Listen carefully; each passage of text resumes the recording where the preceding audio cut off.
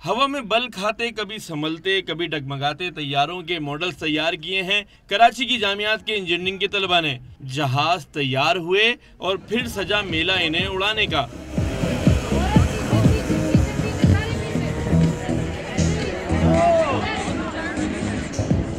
Basically इस competition का मकसद ये है कि हमारे मुल्क में जो बेपनाह टैलेंट छुपा हुआ है उसको दुनिया के सामने, पब्लिक के सामने पेश करना।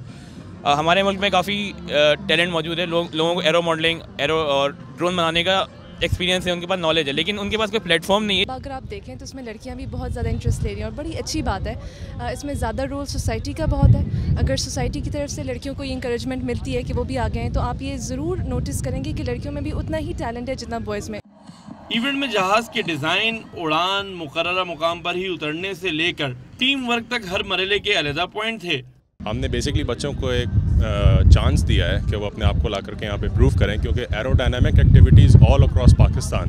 तो हमारा कुल मकसद इस सारे काम को करने का ये है कि लोगों को उस चीज़ का अंदाज़ा हो, उनको पता हो कि एरोडायनामिक्स होता क्या है। तलबा के तैयार करदा तैयारों को फिजा में परफॉर्म करता देखकर हर शख्स की ज़बान पर शायर मशरिक का तारीखी मिसरा था।